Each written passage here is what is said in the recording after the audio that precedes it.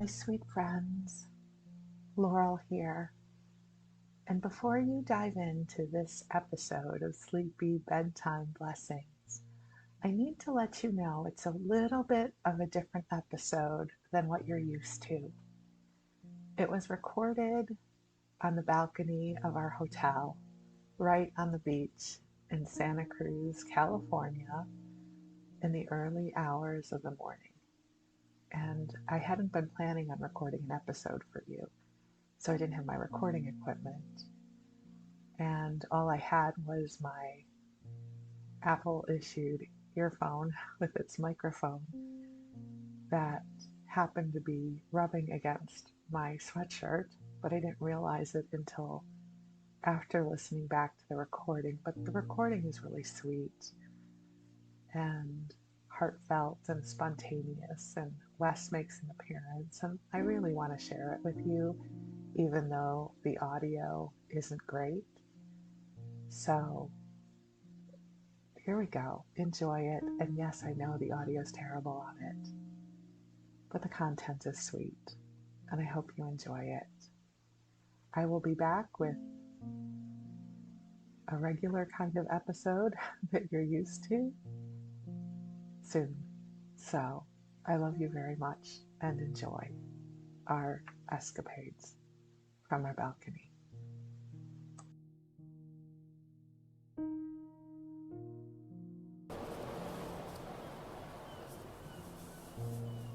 Hello, beautiful friends.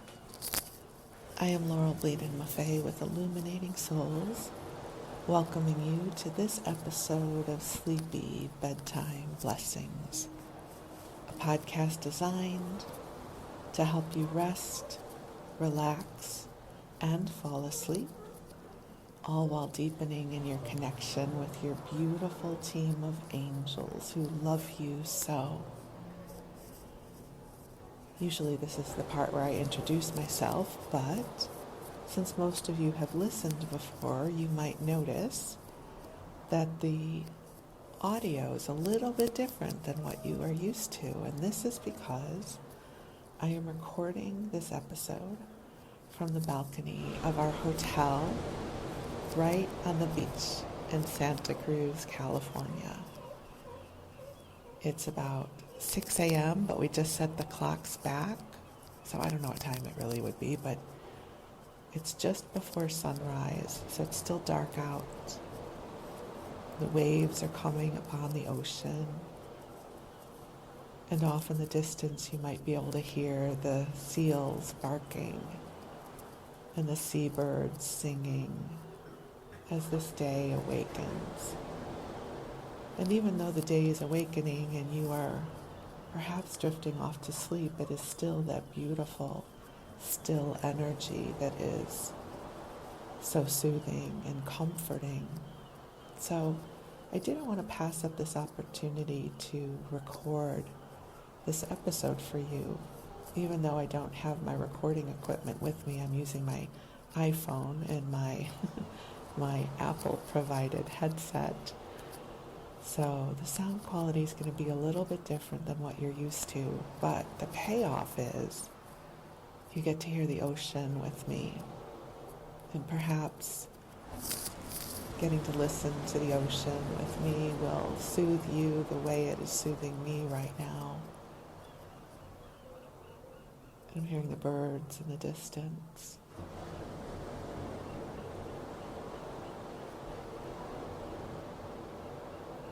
So I'm going to be quiet quite a bit in the next hour so you can hear the beauty of the ocean.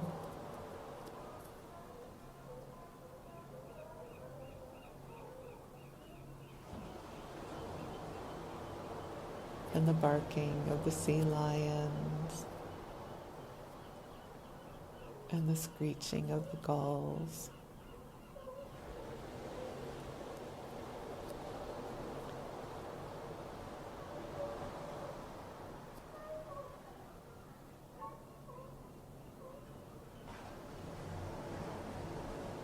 And my hope is that this beautiful, loving energy will help to soothe you the way it's soothing me right now.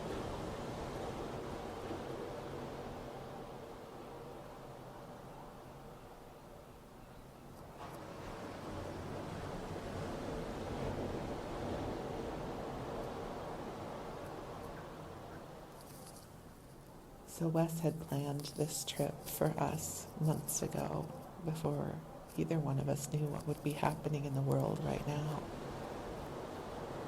And as I've shared with you before, I am not a great traveler anymore. But he had the sense that coming up here this weekend would help to degauss me, as he said, degauss. And if you don't know what that word means, it means to erase or clear. When I was in the television industry, we used the word to degauss the tapes, which would mean we would run the tapes over a big magnet and the contents of the tape would be erased. So Wes had this vision that our time here at the ocean would help to degauss me, and perhaps listening to it and having me share the energy with you will help to degauss you too.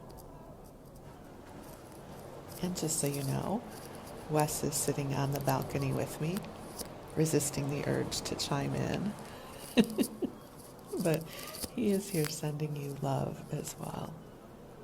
We have done a couple of beach walks, and he has assembled some lovely beach rocks that are in a sacred formation right now on the table in our balcony. So there's a lot of sacred energy here for you right now, and the angels are streaming in for us all. So I invite you just to take some nice deep breaths in and out. And just allow Mother Ocean and the angels to help to clear your energy field through the heart of God. So it's really early, but I'm just seeing there is one person walking the ocean. They've got the right idea. They're there at sunrise walking the ocean.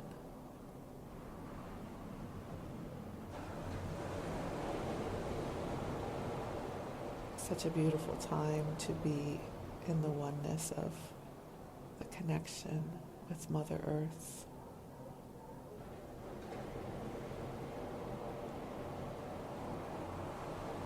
And just the rhythm of the ocean, it is just so hypnotic. We're watching a bird fly over the ocean.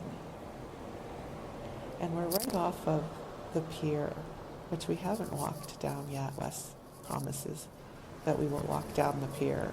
I'm thinking maybe after I record this, we should go walking the pier at sunrise, because I'm not great with the sun. As a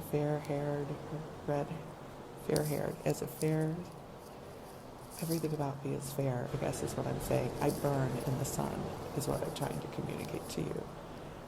Me and daylight, I could spend a little bit of time there, but being in the sun for very long is not great for me. So this would probably be a wonderful time to go walking on the boardwalk. We'll negotiate for that in a few minutes. But first, I have this episode to bring to you.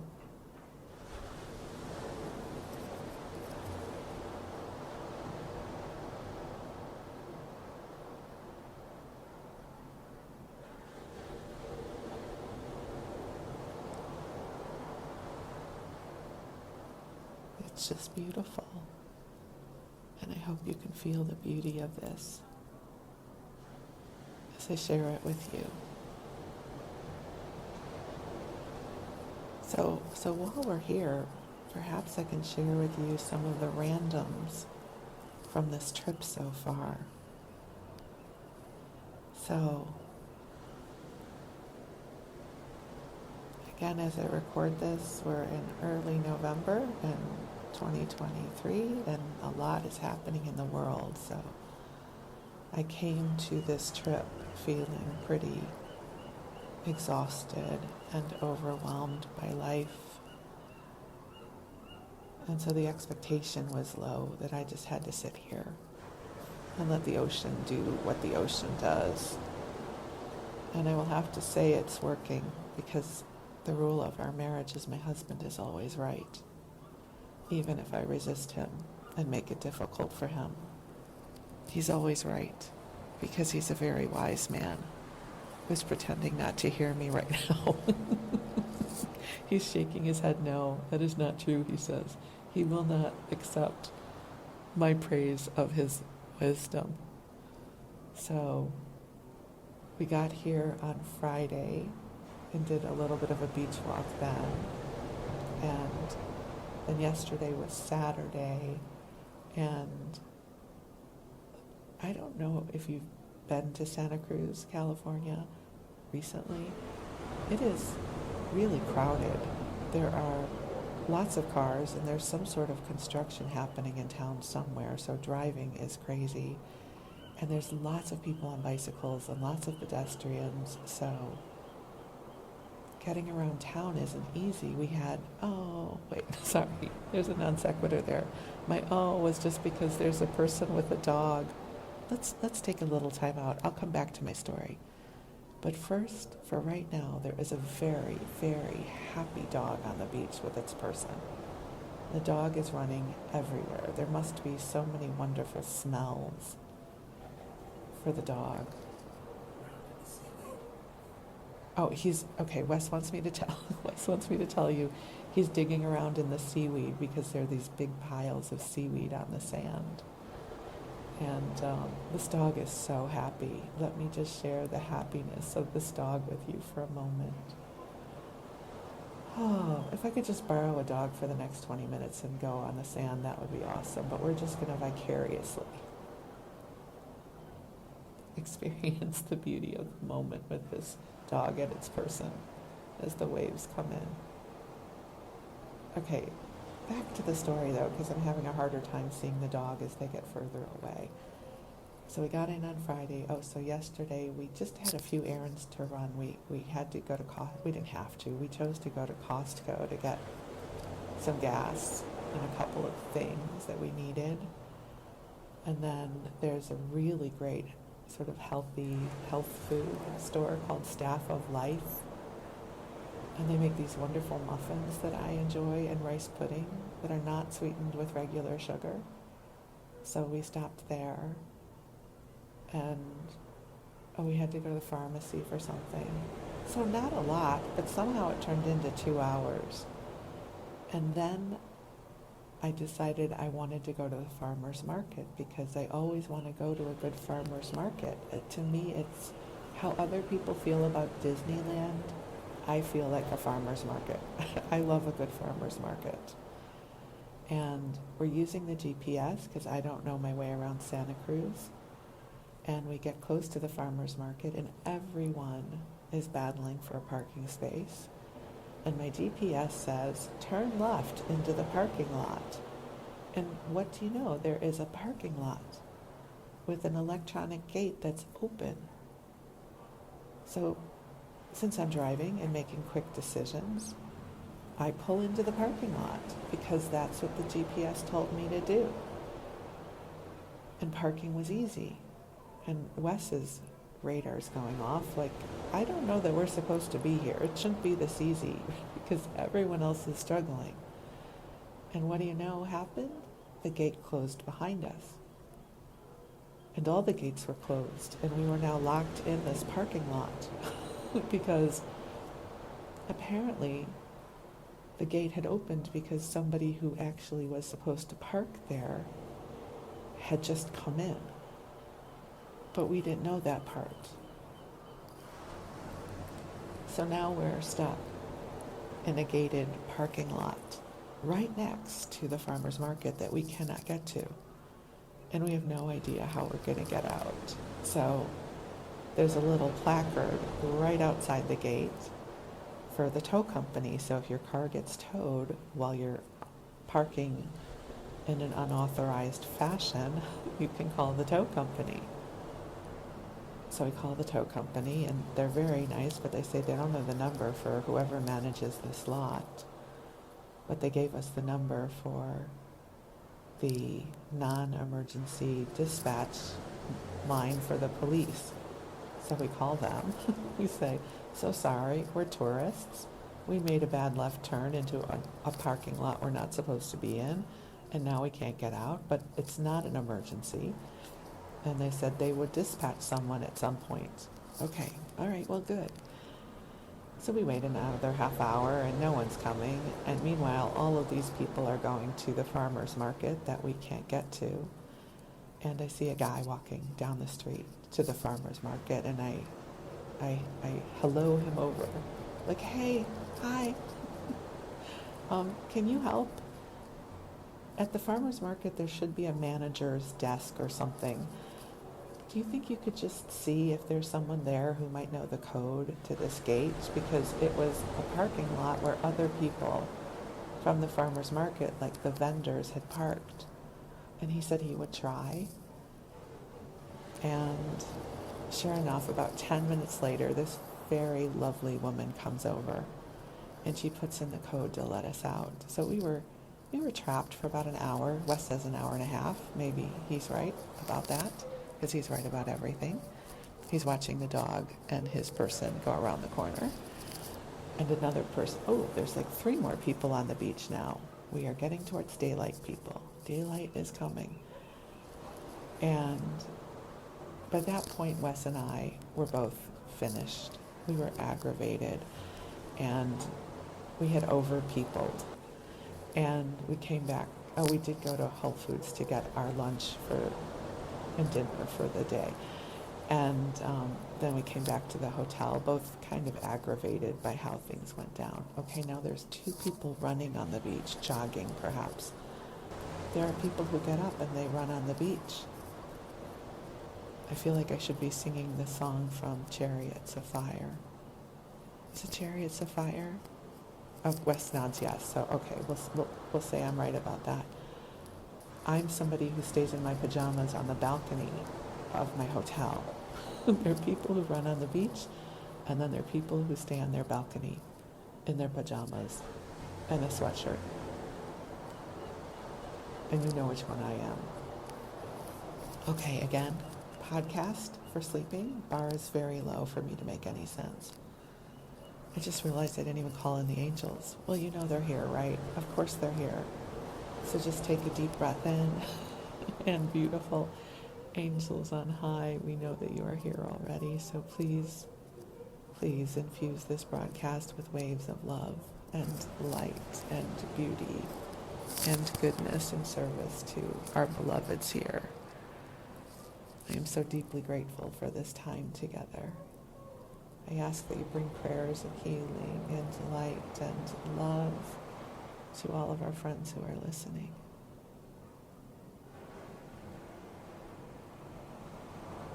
And dear ones, if you have any prayers that you would like to bring to the angels, I invite you to do so now.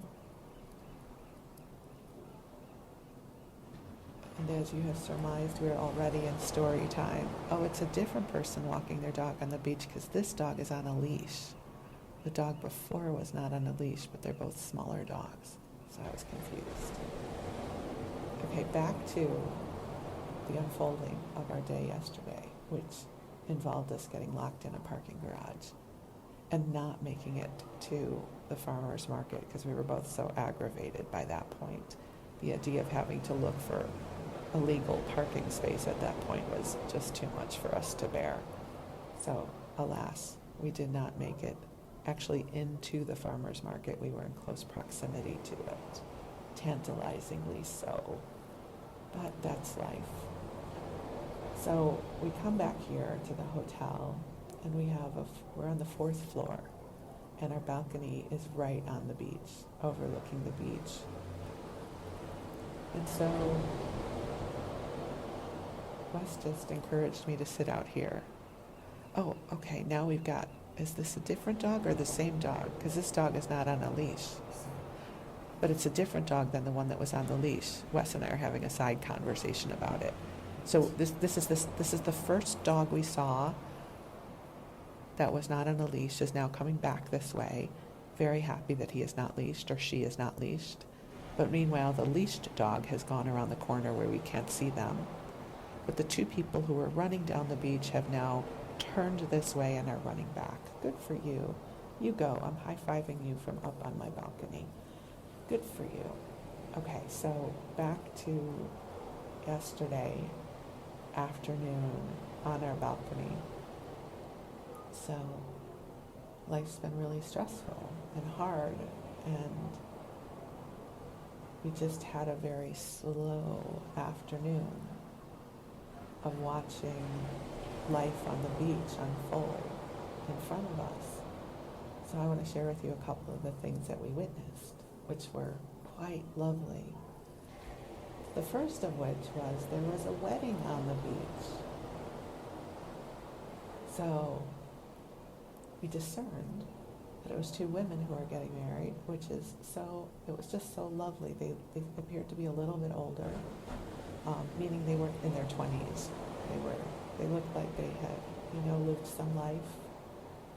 And it was an enormous wedding party. I think we counted 20 people standing up for the wedding. And 10 of the women were in gowns, and then 10 of the people, which included, I guess, both genders and perhaps non-binary. I'm not trying to assign anything to anybody, but there were mostly women in tuxedos, in suits. And so half the wedding party was in dresses and the other half was in suits. They looked amazing. And there was such happiness. Like, everyone was so happy, as you should be at a wedding. And so Wes and I just sat here for hours. Because first, the wedding party, including the two people getting married, came out on the beach for their pre-wedding photographs. So we got to see them before they were married, and they both looked amazing. And one of the women was in a long, flowing, sort of traditional bridal gown, and the other woman was in a beautiful pink tuxedo. I mean, they looked gorgeous. And there was just so much happiness as everybody shuffled around in different groups to take their photos. And Wes and I are just, up here, just watching and celebrating for them. We're happily married, and I think anytime we can witness another couple getting married, we are just so happy for them. So we were saying prayers for them. I was like, please, God, let them grow old together. Let them live a long and happy life, and, just may their life be filled with love and beauty and grace. And so their happiness was infectious in the best way possible. When we talk about being empaths, we often talk about picking up the heaviness of the world. But it also is infectious? Joy. So we just sat here, just feeling the joy of everyone involved, everyone in the wedding party. The 20 or so people in the wedding party, I think it must have been their parents. We thought it was their parents. The kids who were in the wedding party, they were just all so happy. And then so they were in one part of the beach and they took photos, and then they decided to come down to our part of the beach to take photos so we could be even closer in on the action. And I said to Wes, I want to shout congratulations to them. And he says, no, don't. This is their moment. And I thought, okay, I won't do that then. So that was just the first part of our delight feast yesterday, being on the beach. The second amazing, fun, joyful thing that happened was this, I'm going to say flock of seagulls, even though I know Wes is saying no, it's one seagull. He wants me to tell you about the one seagull who I named Lenny.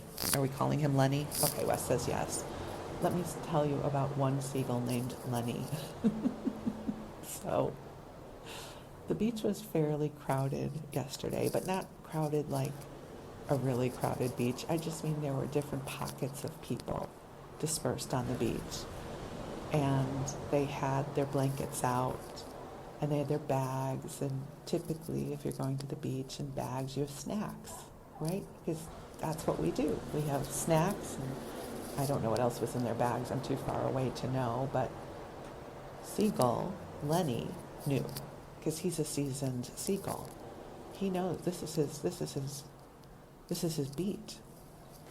Oh, there's a sea lion who oh, you guys, there's a sea lion just popped his head, her head out and dived back in. Wait, they'll come up. Wait, I'll come back to Lenny, but let's just see if the seagull oh, there's three. 1, 2, 3. There's 3 seagulls, you guys. There's 3 sea lions that are in front of us right now. Oh, so I'm sharing that sea lion swimming vibe with you. Okay, so back to Lenny. So 2 girls, or women, I don't mean to, I don't know how old they were because we're on the 4th floor of our balcony, had gone up to the water. Now, meanwhile, right next to where we are, there are 2 beach volleyball courts, which we're going to talk about in a minute. But this one guy, we think knew the volleyball players, but all of a sudden I see him using his cap to wave away Lenny, the seagull, from the bag of the 2 women or girls who had just gone up to the water. And I pointed that out to Wes, and Wes goes, yeah, that's because the seagull's trying to get to their stuff. So the guy waves away the seagull, and then he takes one of their towels and puts it over the bag. A really nice thing to do. And then he walks away because people help each other out on the beach. Another thing, random acts of kindness we witnessed yesterday. That was a random act of kindness. But Lenny would not be dissuaded. So Lenny watches the guy walk away, probably thinking sucker under his breath, his seagull breath. And he comes back and he starts poking around in bags, and he's starting to take things out of the bags. And Wes and I are just laughing because this seagull's brilliant. He's a genius. Talk about, the evolution of consciousness. But he didn't see anything in the first bag, but he knows there is something in the bag that the blue cap guy covered up with a pink towel. So,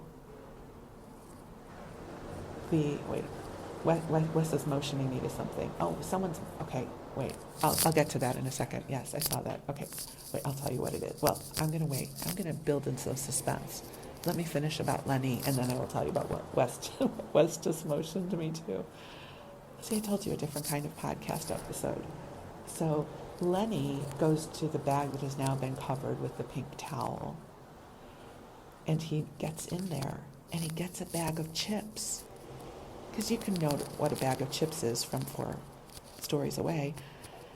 And he's like running around in circles, victorious. And meanwhile, somebody else notices that and comes over and tries to scare Lenny away. And then the 2 girls run back up from the water, and Lenny is what was the word? Daunted? What was he? He was undaunted, but meaning he was like, his plan was, someone put the kibosh on the plan of the chips. And listen, just so you know, I've told you about my love for Trader Joe's. I believe that the bag of chips that Lenny was trying to abscond with is the bag of the lentil crunchy curlies. I said to Wes, that's a Trader Joe's bag. I recognize it anywhere. So the girls come back, and so that particular site now is off limits to Lenny. But Lenny, he got it. He knows what he's doing. He just hangs out nonchalantly. Like, I'm just hanging out here. And because sure enough, another group, and these were young women. They were girls. They were like high school-y girls. They now leave their site unattended and go up to the water. So Lenny has a partner, and we didn't name the partner. So you can name the partner. And what is his name? Wes wants to name the partner Myrtle. I'm not sure about that, so I'm going to let you all decide what the partner's name is. Oh, Wes says Myrtle is the smart one. Okay, so they start going after the second site now. And they get more stuff. And they get this bag. We couldn't tell what was in the bag, but Lenny is all over this bag, attempting to open it. And now all the seagulls descend. And they're all posturing for dominion of this bag, which Lenny is not giving up without a fight. And again, there was another bag of chips involved that somebody got into, and then another girl came running over to scare away the seagulls, which don't get scared away. A little seagull story aside, I was once at SeaWorld in San Diego back in the day, I don't know, 30 years ago or so, and you can buy fish to feed the dolphins. It's a really sad scenario now that I think about it, but I just had to tell you the story. So I buy my fish, happily getting ready to feed the dolphins, and I got dive bombed by a seagull who hit my head and then snatched up the fish because I screamed like a little girl. And then we noticed that there is a sign that says, "Warning, seabirds can be aggressive." So now I live my life knowing that seabirds can be aggressive when food is involved, but I don't worry about it because I don't walk around carrying fish. But it was so funny now knowing that, seabirds are very aggressive when it comes to food. Watching these birds, Lenny especially, casing the joint for opportunities to steal food, especially bags of chips, from unsuspecting beachgoers. We just were laughing and we were rooting for Lenny. Like, listen, we're people. We can get chips anywhere.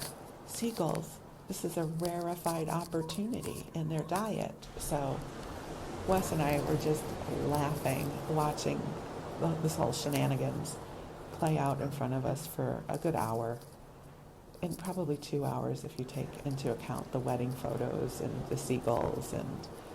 And then let me tell you about the volleyball players. So there's two beach volleyball nets right here near the hotel. And we watched these young people, they must have been college age, all in fantastic shape, both men and women, playing amazing games of beach volleyball. I mean, they have played this in college or something. They know what they're doing. This was not just random beach people playing. This is their gig. So it was fascinating to watch them play volleyball. We had the best time. So it's like our beach-sized TV screen here really provided us with a lot of nourishing entertainment in the best way possible yesterday, and I think it's just what my nervous system needed for sure, because I think with as much heaviness as been in the world, this ability to be around so much happiness was really good for me. So I'm going to give you we'll take a little break in the storytelling as I describe to you what is happening on the beach now. The sun has risen officially. The fog is coming in. So the man with the dog on the leash is now walking back, and there's a person with a metal detector combing the beach. I'm fascinated by this idea of metal detecting, just so you know, now that we're into coins. I said to Wes, we should get a metal detector. Maybe we'll find, you always hear these stories of somebody who finds like a coffee can filled with gold coins or something. I want to be that person, but I can't be that person without a metal detector. It's like the lottery. You can't win if you don't play. Not that I think that there are cans of gold, like old Folger coffee cans filled with gold coins here on the beach, but I love a good mystery and I love treasure hunting, but so far I haven't seen this person pick anything up from the beach, but we will tell you if they get down and dig. Wes is keeping an eagle eye on them, so we'll see. But they've got a plastic bag from the grocery store that they are carrying in case they come upon any treasure, and they are carefully combing the beach with their metal detector. Also, the seabirds have come out in force. They are on the water's edge, scurrying in and out for some snacks, some breakfast. Lots of seabird activity here at the beach right now. So I have now described to you what is happening on the beach. And Oh, the dog's now been let off the leash. So this is the second dog. It's not the first dog. He's got seaweed in his mouth that he's playing with. Wait, Wes is telling me something. Oh, okay, got it. So the dog's person has a frisbee. Thank you, Wes. Wes is my co-host today, and she's throwing the frisbee up the beach, and the dog is happily retrieving it and running back, proud as can be. It looks like it's like a little bulldog or pit bull. It's a small dog. I don't think it's a pug. It's kind of small for a pug. Small for a pit. Wes, For a pug, small for a pit. Wes says he's big for a pug, small for a pit. He's somewhere between a pug and a pit. But he's small, like the size of a pug, but a very happy dog because he's got a frisbee on the beach with its person in the morning. I mean, what else, aside from cookies, do you want as a dog, right? So now it's person, the person just had to put it back on the leash, probably because they're getting towards people again. The metal detector person still doesn't seem to have found anything.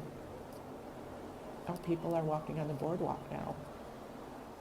Many people are walking on the boardwalk now.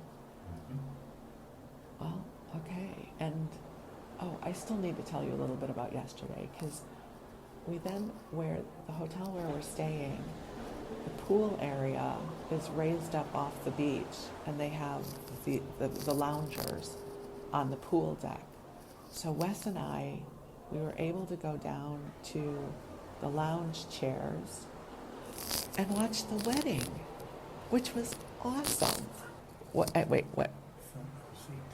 Oh, Wes wanted you to know we had a front row seat to the wedding without intruding on the wedding party. So we weren't wedding crashers. We were wedding observers. But it's like if you got to sit in the balcony and watch people get married.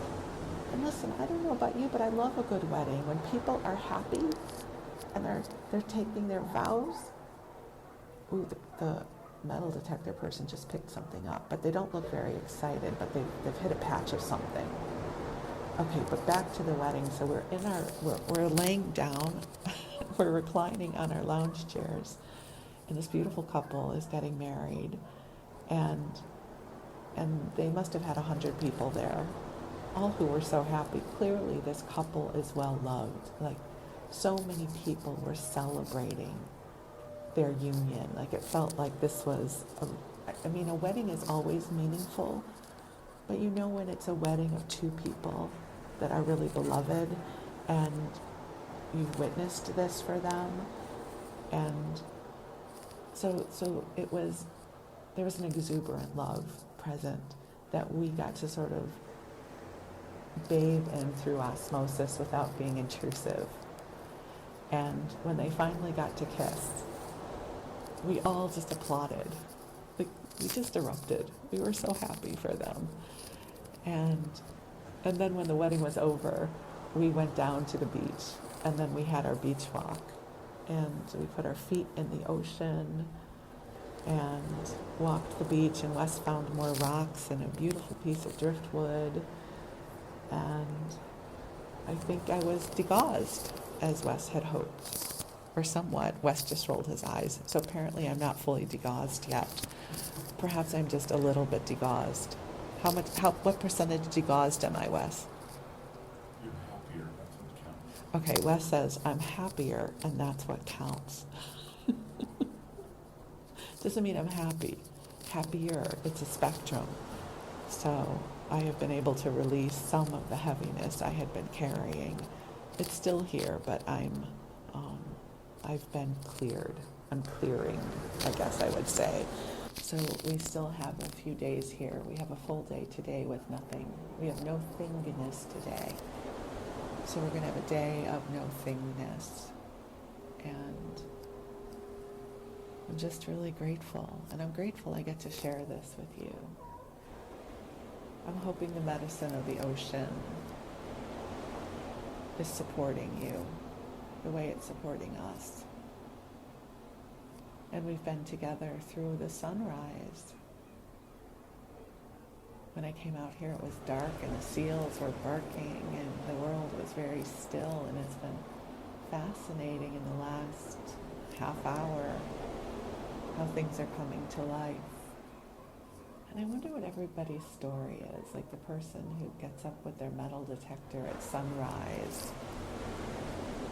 Like I wanna meet people and know their story. It's like the couple that got married yesterday. I want to meet them. I want to know their story. I said to Wes, I wish I knew them. I wish I was their friend. Because I would love to know a group of people that is that in person. I know a lot of people like that, but I mean to be a part of a soul family like that, that is so happy and celebratory and are coming together for this beautiful moment. I want to be a part of that, you know. And, you know, it was their wedding. It was not an appropriate time to say, hi, I'm Laurel, can I be your friend? But I wanted to know their story, and I wanted to know the story of the people playing on the beach, of the volleyball, because they were so good. When did you start playing? And one of the guys who was playing is clearly an athlete, because they were also tossing the football on the beach, and wow, he could toss that football. It would spin and go exactly where he wanted it to go. And it's nice. It's nice being in a place where we can observe people and think, I would love to know their story. I'd love to know them. Like the guy with the metal detector. What's his story? What's been his greatest find so far? How often does he do this? Would you like to know? I'm not going down there to ask him though, so don't get over ambitious for me. I'm still in my pajamas after all. So what are some of the other things we saw here yesterday? Lots of people on their surfboards. Although I don't think the surfing was good, but perhaps the bodyboarding was. Yeah, okay, Wes wants me to tell you about the two little wetsuit kids. So there was a couple, and they had two toddlers. I mean, they were young, and both of them were in their wetsuits and their baby boogie boards. When I was that age, I never got a chance to be in a little wetsuit with a boogie board. Of course, my parents would have never gotten into wetsuits and had boogie boards, but they did take me to the local pool. So I did have a very stylish 60s worthy floral swim cap. I did go to Oakton Pool, but we just were giggling over the little toddlers in their wetsuits. And those are some awesome parents. And then there were a couple of people who had tents on the beach, not big tents, just little tents, I guess, that would protect them from the sun, which is a fantastic idea. If you're fair-skinned like me, I could be at the beach without getting baked in the process. Oh, good. I've been talking for 42 minutes, so we just have a little bit more time. I don't mean it's good. I love my time with you, but I think I've made it through most of what I can talk to you about so far. So we're going to just keep filling in the time, and I'm really hoping to God and the angels that this recording is going to work and turn into something I can share with you. Wes, is there anything you want me to share for you? It started out clear, now it's dense fog. Okay, Wes wants you to know. Could you hear him whispering? That's what Wes does when we teach classes. He whispers to me, and then he asks me to interpret. It started off clear, and now the fog is rolling in. Actually, it was a glorious sunset yesterday. The sky was pink and blue, like it was a gradient of pink and blue, and you could see the fog rolling in from, that would be Monterey out there, the Monterey Peninsula. The fog was rolling in from the Monterey Peninsula, and it was just beautiful. I have to say, I'm a big fan of this time of day. I like the world when it's a little less busy. It's like deep breath. Deep breath. We can breathe.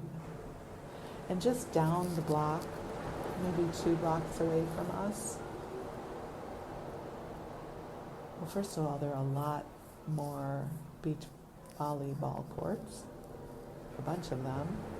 And then is the famous Santa Cruz boardwalk, which is where they have all the rides and the attractions, and that's about, would you say that's about 2 blocks away from us? Wes says a third of a mile. I don't know what that means blocks-wise, but about a third of a mile away. But the pier is right here at the end of our block, the Santa Cruz Pier. So here we are, listening to Mother Ocean together.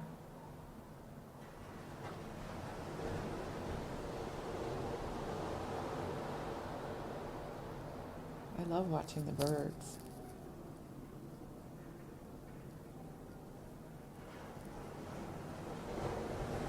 They're all going for their breakfast. I wonder if they let you fish off this pier, because there are a lot of people driving in. Wes says you can't, they can fish off the pier, so I would imagine that there are people fishing off the pier right now. There is a jogger. Again, I'm always very impressed by people who jog in the early morning. Way to go. That's fantastic.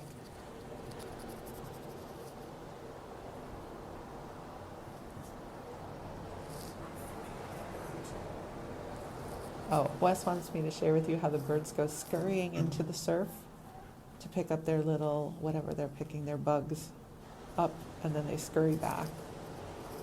Yeah, they scurry up and they scurry back. How is this for a bonus episode? You're getting Beach and Wes. Wes is my co-host, even though he's not saying anything. He's here. He's holding the light. You are getting some good Wes medicine right now. He's an amazing healer, just so you know. And he loves all of you the way I love all of you. He is a huge part of what I do with Illuminating Souls. If he wasn't Wes, I do not know that Illuminating Souls would exist. So he is absolutely my partner in life and my partner in everything that I do that you get to experience, because he is my favorite person on the planet and my best friend and the most wonderful person, and he supports me and I support him, and we're just very blessed, which I think makes watching the wedding yesterday all the more special. I just have to say, being happily married, I want that for other people, you know, so getting to witness. Wait, Wes is going to say something. That was a beach wedding that was successful, where ours was washed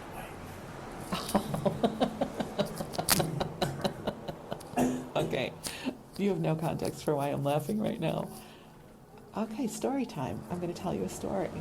So, Wes said he was laughing because this was a successful beach wedding that we saw yesterday, where ours was washed away. Quite literally.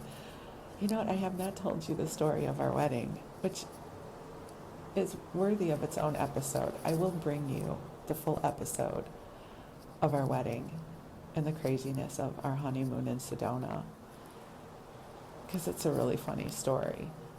But I will give you the Cliff Notes version now. So, Wes and I, we knew we wanted to pretty much elope, because we wanted our wedding to be about us and not be about everyone else. I don't mean that in a bad way, but big weddings become about who's flying in from where and who's going to sit together and who needs a special meal, and like there's a lot of things that go into planning for a bigger wedding. And we really wanted our wedding just to be about us. And at the time, we were studying with Doreen Virtue, who has now taken 180. Okay, sorry. Wes just had to kill a mosquito. So, so at the time, we had been studying with Doreen Virtue, who has since done a 180 and no longer does this work. And our our dream would be that she and her husband at the time, Stephen Farmer, would perform our wedding ceremony because we just loved them so much. And we had gone to a metaphysical show and seen Doreen, and we told her we were getting married, and she volunteered. She says, why don't Stephen and I marry you? We'll marry you. And Wes and I just, were so excited. We said, really? She goes, yeah, go find Stephen and talk to him. So we run over to Stephen and we said, hey, Stephen, Doreen said that the two of you could marry us. And so that also added into why we wanted such a small and intimate wedding. So we talked to them because we wanted to make it around their schedule and our schedule. So that really had been the game plan, was to just have this very private oasis sanctuary and get married. And we were going to get married on the beach in Laguna. So Stephen knew of a beach we could use that was public. So that had been our plan. And the day before the wedding, I was talking with Stephen to just make sure we had everything, planned out. And I told him we were just going to have one or two people come to be our witnesses. He says, invite more people. Why don't you invite your people? And I thought, oh, well, we hadn't thought of that. Like we were really just planning on this being a little cocoon of love for us to say our vows, and then we would do a party later. So we called people the day before, and people have busy lives. But we called the people we wanted. I don't want to just say the people we wanted to have there, because there were people we wanted to have there who we didn't have an expectation would fly out. But the local people in Los Angeles, because we were in LA, we had called up, and not all of them could make it because we gave them no notice. But we wound up having about 8 people with us. So here's the part about the beach wedding. So the morning of the wedding, we drive down to Laguna, to the beach where Stephen had told us to meet them. And we had had some bad storms. And the beach was literally washed away. There's a staircase leading down to the beach. And so basically there's the staircase, and then there's an 8-foot drop to the beach because the beach had been washed away.